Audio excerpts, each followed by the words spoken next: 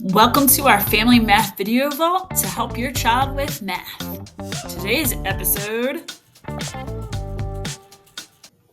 Alright, here we have equivalent fractions on our number line. It goes back to the real world idea of on the tape measure. You're going to have fourths, eighths, halves, sixteenths on a number line or on a tape measure. You'll have all of those. So we scale it down to the idea of you learn this by doing equivalent fractions on a number line. So here we want to figure out 2/4. If I have 2/4, how many eighths is that? So remember with our number line, we can do a number line from 0 to 1. We're going to first show our 2/4. We're going to partition our number line into 4 equal parts. So I'm going to split it into half first, and then I know each half, if I split it into half, there'll be a total of 4 parts.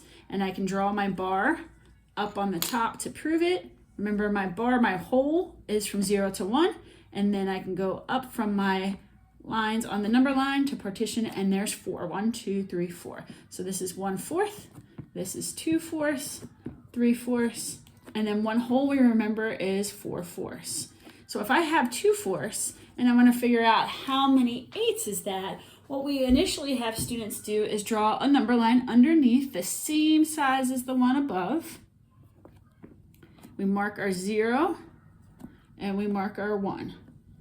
Now, I need to figure out how many eighths that is, so I'm going to partition it into parts. So I can use my number line above where half was, which is also equal to 2/4, and then I partition those the same way. So there's my fourths, but I know if I cut in the 4 pieces in half again, I'll end up with eighths. And once again, I can prove that by drawing my bar on top, my whole, and then using the bottom number line tick marks to show that there are a total of 8 pieces. 1, 2, 3, 4, 5, 6, 7, 8. So these are eighths. 1/8, 2/8, and I can label my number line.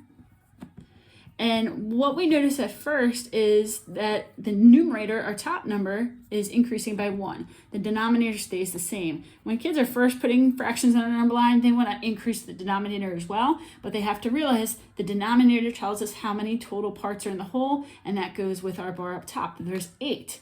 All right, so now 2/4 on this number line was right here, and then using my eighths number line, I just drag my marker down, and I realize this is in the same location. That 2/4 is the same as 4/8. And then this will help you when you learn about equivalent fractions, helping you read that number line. That, oh, 4/8 is the same thing as 2/4.